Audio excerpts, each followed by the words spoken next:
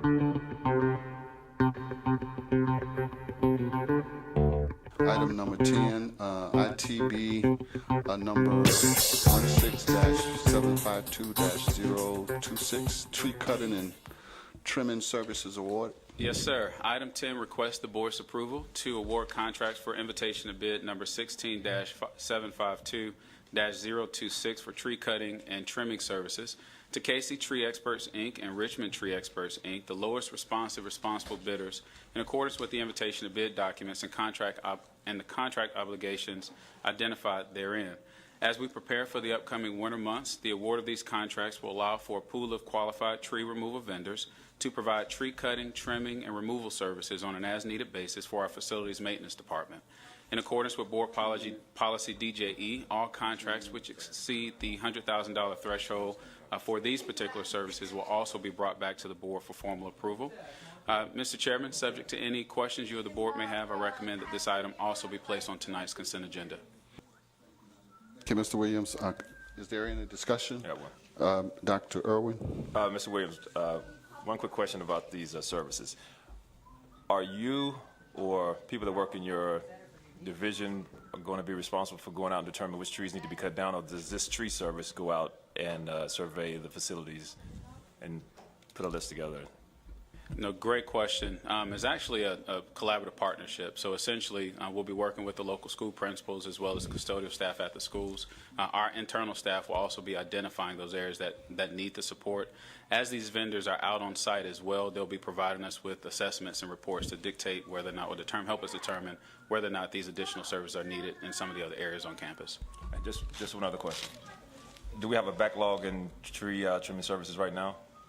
Right now, I think we've caught up on all the majors. There is a need, however, to go and trim and prune several campuses, and this is part of that effort to kind of get caught up on some of those additional maintenance services as needed around the schools.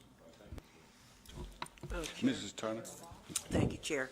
Mr. Williams, are principals aware that they can submit requests for trees to be taken down? Yes, ma'am. Through our formal work order management system, there's a category that identifies for grounds and as well as trees as well. Okay.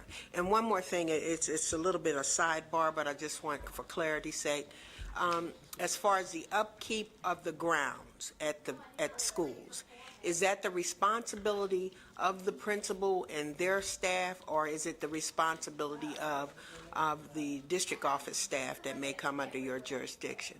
Great question. For middle and high schools, it's the responsibility solely for the staff that's currently at those locations. Okay. For elementary schools, we do have what we call light equipment operators, which essentially are our grass cutters. They are responsible for going to cut all of the elementary schools. However, they do not have the responsibility of cutting, edging, and blowing. That responsibility is actually the responsibility of the custodians at that location. However, the major cutting is part of the responsibility for the district currently under my jurisdiction. Back up a minute. I got middle and high school. For elementary, the staff, your staff, they go out and do a cut. They do cut. They cut, yes, ma'am. But they don't blow. Edge, trim, and do hedges and blow off the sidewalks, if you will. So that the portion is aesthetics. done. Correct. So they cut and leave the trimmings? The responsibility of the actual blowing and trimming is part of the expectations at the local school. We're actually, right now, we're in the process, and this is an ongoing conversation that Dr. Green and staff has had. In years past, we've evaluated the opportunity to essentially provide direct support to all of our schools by leveraging an outsourced lawn maintenance contract. Dr. Green has given very clear authorization for us to reinstate the RFP for that, to come back before the board with a more formal recommendation of some direct support related to the lawn maintenance upkeep for all schools. Very good. Thank you. Thank you. I'd love to hear from you. Mr. McMahon? Thank you, Chair. And for Friday communique, if we add this, what's the process for a school to request an analysis of the trees? Because I've gotten emails for the last few years, oh, we got a dead tree on the property, it won't, you know. So if we can just help explain the process. When constituents or stakeholders have concerns about right, and then so I can help explain the process, and then create those measures of accountability. And in addition to that, I presume, since we're approving this as a general fund expenditure, it does not get hit. So let's say we approve the cutting down, or the staff does. Does the fee come from the school's budget, or back to what you were talking about? And that really helps to understand what schools need to pay for and what they don't, not from a school standpoint, but just from the community's standpoint, so we can understand. So that would be two things. One, process, and then what additional services are paid by the district versus school-based budget. Does that make sense? Okay, thank you. Dr. Irwin? All right, Ms. Williams, as a biologist, if you cut one down, do you replant one? So part of that process that Mr. McMahon was talking about, we do actually hire the support of an arborist that allows us to be able to go out and identify whether or not that tree has actually died and what we would need to do. And as part of that arborist report, they will make formal recommendations to provide additional trees in lieu of the one that we cut down. So it's a more formal process that we'll provide through the superintendent as part of our communication this week. Plus, Dr. Irwin, in construction, that is a part of the specifications and the approval of the county as to what you would do with trees. Okay. Mr. Gesture? Mr. Williams, you mentioned that we sent a bid out to 4 firms. The tree cutting and removal seems like a relatively generic service, that there'd be more than 4 firms qualified to do this. So the actual RFP was posted on our district website. It was also issued not only through the website, but we also leveraged the additional support for soliciting across the state. Of that, though, 4 of the firms that actually attended, 3 of those companies provided a formal response to that. It was also posted in our legal organ, the Champion. So it was essentially solicited across a variety of networks to allow for all participants that were interested to provide a formal bid in that regard. As part of the procurement process, when only 3 bids came back, did we reevaluate why there's only 3 bids? Yeah, no, absolutely. As part of that process, we go through a formal evaluation of whether or not they actually submitted for whatever particular reason. In this case, 4 people attended, but 3 companies actually provided a formal quote. So of those who participated in the mandatory pre-bid conference, those 3, which is 75% of them, actually submitted an RFP response, if you will. And any estimation on how many firms out there actually provide the service? I would suspect that there will be a number of tree removal firms that are out there, but as it relates to this particular invitation to bid, those 4 are the ones that actually participated in the mandatory pre-bid conference. Did we contact any of those other companies and ask them why they didn't bid? The ones that did not show up to the pre-bid conference? Right, the pre-bid or anything? Okay, no, sir. We didn't go formally and have additional conversations outside of the purview of those actually that attended. It seems like that might be a standard best practice in procurement. I mean, not that I'm a procurement expert, but I know we have procurement experts on staff. I assume we have procurement experts on staff. Yeah, no, absolutely. Not only in our purchasing department, but also in operations, we do have certified procurement and buyer officers who actually support this effort. And as I mentioned, the intent here is to assure that the notification has been provided across a broad spectrum. And what we'll do is we'll continue to work with that vendor pool to make sure that we get more response as we move forward in this effort moving forward. Yeah, I'd say our kind of threshold, if we get 4 participants and then 3 that actually follow through, even though that's not ideal, I don't know about chasing down those who chose not to even participate and asking them why. There's a point in which if it had been 2, perhaps we go back. But I think it's these are business folks who see there's an opportunity, well advertised.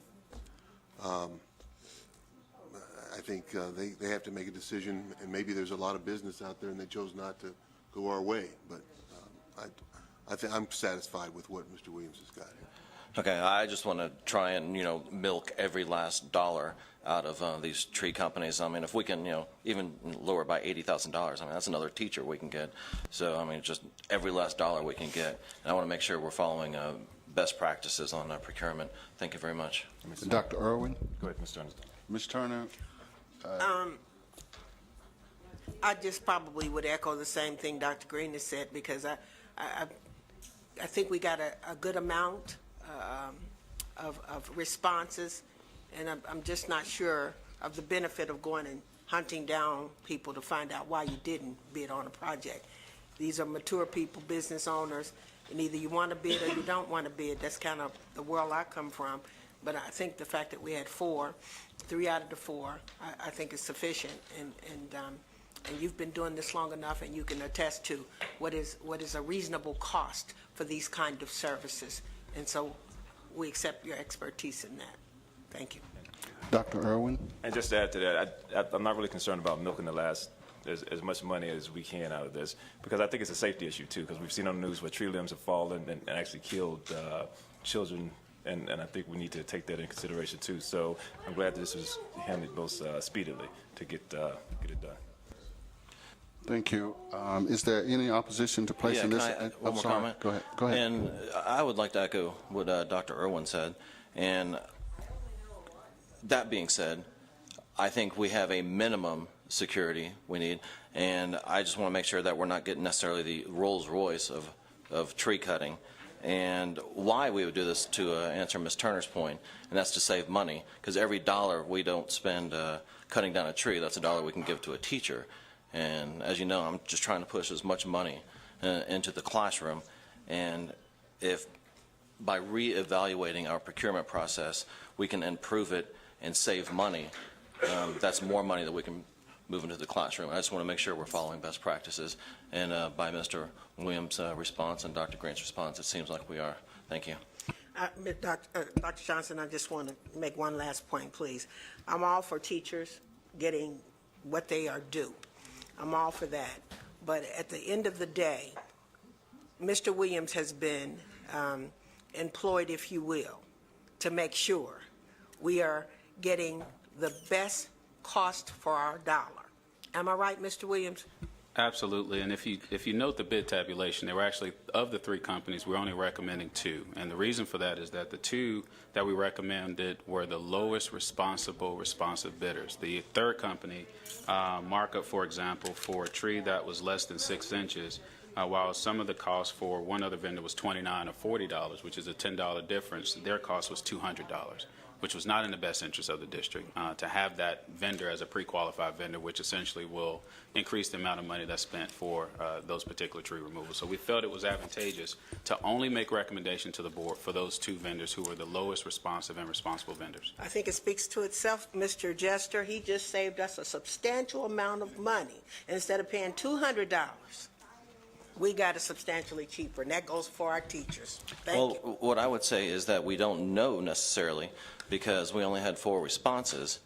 If we had 10 responses, then we just might know. And that's the whole point of bidding these things out, is so that we can get the whole array of prices.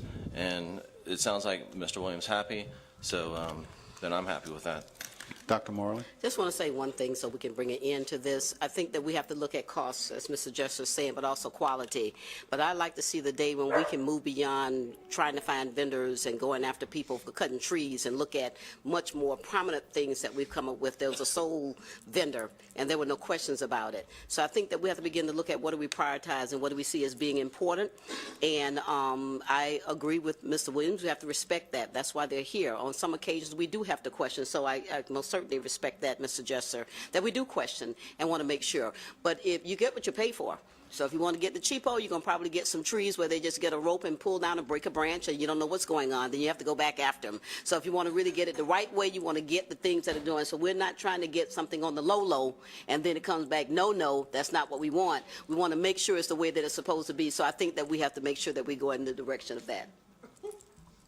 Thank you, Dr. Morley. Is there any additional discussion? Hearing none. Is there any opposition to placing this item on the consent agenda? Hearing none, this item will be placed on the consent agenda.